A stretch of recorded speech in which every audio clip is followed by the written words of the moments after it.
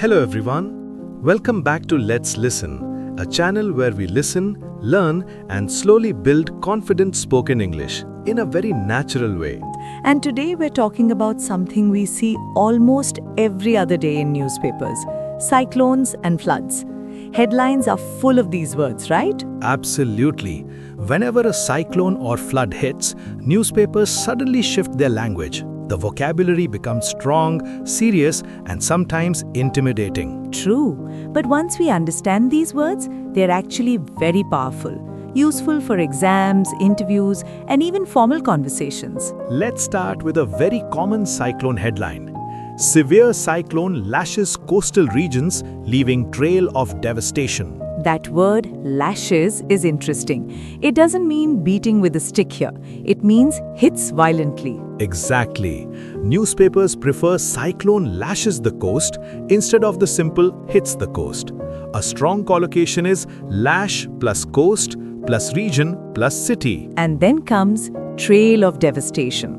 Such a heavy phrase. It means destruction spread across many areas. Yes, you'll often see collocations like widespread devastation, massive devastation, or economic devastation. Now let's shift to floods.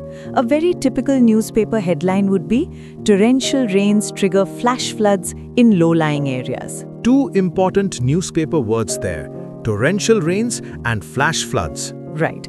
Torrential rains means extremely heavy and continuous rain. And flash floods are sudden floods that occur with little or no warning. Good collocations here are trigger floods, cause flooding, and lead to inundation.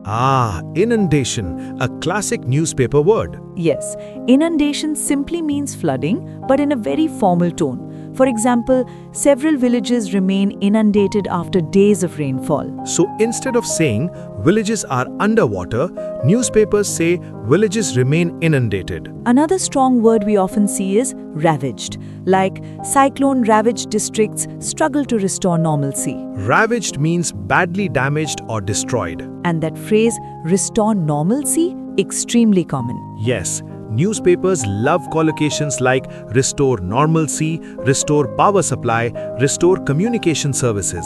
Let's talk about rescue-related vocabulary.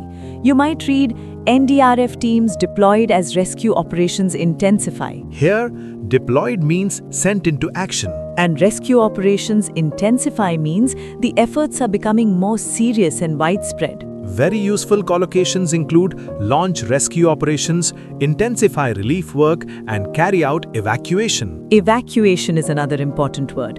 Thousands evacuated to relief camps as rivers swell. Yes, rivers swell. It means the water level rises beyond normal. Newspapers also use phrases like overflow, cross danger level, or breach the danger mark. That phrase, breach the danger mark, is especially important for exams. Let's look at impact-related language. Floods disrupt normal life, affecting transport and power supply. Disrupt is stronger than disturb.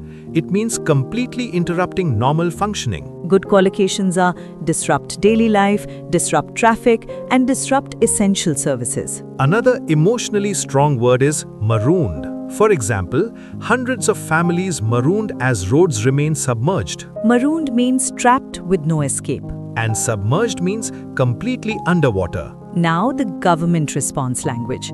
Compensation announced for flood-hit families. Words like flood hit, cyclone hit, rain hit are very common adjective forms. And phrases such as announce relief, provide compensation, assess damage, and conduct surveys appear frequently. One phrase I personally love is on a war footing. Yes, relief work is being carried out on a war footing. It means with urgency and full effort. And finally, a very serious phrase, death toll rises. Instead of directly saying many people died, newspapers say the death toll has risen to. It sounds formal, controlled, and factual, typical newspaper style. So, today we explored words like lashes, ravaged, inundated, marooned, torrential, disrupted. And phrases like trail of devastation, restore normalcy, rescue operations intensify, rivers swell, breach danger mark. If you consciously notice these while reading newspapers, your vocabulary will improve automatically. Remember, big newspaper words are not scary. They just need a little patience. That's all for today from Let's Listen. Keep listening, keep learning, and let your English grow naturally. See you in the next episode.